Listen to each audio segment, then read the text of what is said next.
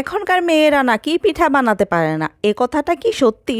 আমার মনে হয় একদমই না। এখনকার মেয়েরা সবকিছুতে পারফেক্ট, তারা সবকিছু চেষ্টা করলেই পারে। এই যে আমি আজকে আপনাদের ভীষণ মজাদার পাটিসাপটা পিঠা বানিয়ে দেখাবো। প্রথমে আমি ঘিয়ের মধ্যে সুজিগুলো দিয়ে খুব ভালোভাবে ভেজে নেব নাড়াচাড়া দিয়ে। সুজিগুলোর সাথে আমি অল্প একটু চালের গুঁড়াও অ্যাড করেছি। এইগুলো একটু হালকা আঁচে ভাজতে থাকবেন যাতে পুড়ে না যায়, আর এরকম বাদামি রং হলেই ভাজা বন্ধ করে দিবেন। এখানে আমি 1 কেজি দুধকে হাফ কেজি করেছি, আর সাথে কিন্তু পাউডার দুধও অ্যাড করেছি। এই ভাজা সুজিগুলোর মাঝে এখন আমি এই দুধটা ঢেলে দিব।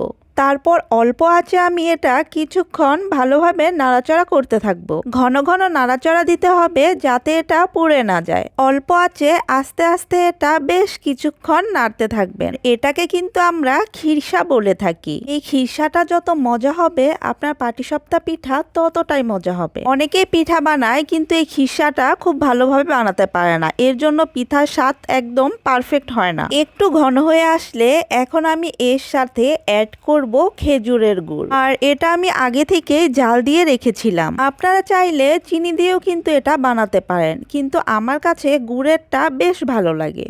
তারপর গুড় দেওয়ার পর এরকম ঘন হয়ে আসলে কিছুক্ষণ নাড়াচাড়া দিয়েই নামিয়ে ফেলবেন। আমার পারফেক্ট খিরসা কিন্তু রেডি। এখানে আমি পিঠার ডো তৈরি করার জন্য নেব 1 কাপ ময়দা, তার সাথে দিব আধা কাপ চালের গুঁড়ো, এর সাথে দেব লবণ, তার সাথে আমি অ্যাড করব গুঁড়ো দুধ। তারপর এগুলো আমি খুব ভালোভাবে মিক্সড করে নেব।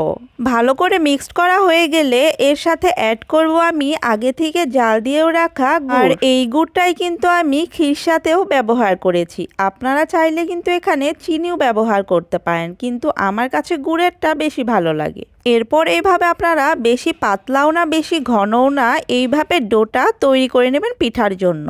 এই তো আমার খিরসা আর পিঠার ডো কিন্তু একদম রেডি। এখন আমি সুন্দরভাবে পিঠাগুলো বানানো শুরু করব। প্রথমে আমি একটি প্যানে ঘি ব্রাশ করে নিয়েছি, তারপর এখানে ময়দার ডোটা দিয়ে তার উপর আমি খিরসাটা দিয়ে দিব।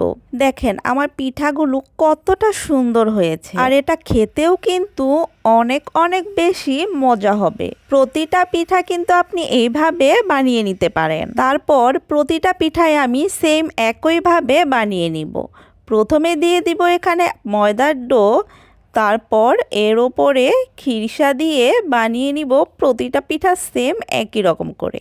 এই পিঠা বানানোটা যে কতটা সোজা আর কতটা বেশি মজা খেতে। এই পিঠাটা কিন্তু বানানো আমি আমার মায়ের কাছ থেকে শিখেছি। আমার মায়ের বানানো পিঠাটা আরো অনেক বেশি মজা হয়। আপনারা কিন্তু চাইলে আমার মতো এরকম খুব সহজে এই মজার পিঠাটা বানিয়ে খেতে পারেন। এই পিঠাটা যতটাই দেখতে সুন্দর ততটাই কিন্তু খেতে মজা। এই ভিডিও দেখার পর আপনাদের আর কষ্ট করে বেশি টাকা দিয়ে এই পিঠা কিনে খেতে হবে না। আপনারা খুব ইজিতেই এই পিঠা বানিয়ে খেতে পারবেন। অনেকেই বলে এ যুগের মেয়েরা পিঠা বানাতে পারে না। দেখলেন এখনকার মেয়েরা কিন্তু চেষ্টা করলে সব পারে। আপনিও কিন্তু চেষ্টা করলে সব পারবেন। আর এত ইজি ভাবে বানানো যায়, কেন আমরা এত টাকা দিয়ে এই পিঠা কিনে খাবো? বাসায় যে মজা করে বানানো হয়, কেনা পিঠা কিন্তু এর চেয়ে কম মজা হয়ে থাকে। এই পিঠাটা যারা এতদিন ভাবতেন বানানো অনেক কঠিন, তারা কিন্তু এই ভিডিও দেখে খুব সহজে বানিয়ে নিতে পারবেন। আমার পিঠা বানানো কিন্তু শেষ পর্যায়ে। আমার প্রতিটা পিঠা কতটা সুন্দর হয়েছে আমি আপনাদের দেখাচ্ছি। এই তো আমার পারফেক্ট পিঠা রেডি। দেখতেই পাচ্ছেন কতটা ইয়াম্মি আর মজা হয়েছে। বসে আছেন কেন? আপনারাও জলদি বানিয়ে ফেলেন এমন মজাদার পাটিসাপটা পিঠা।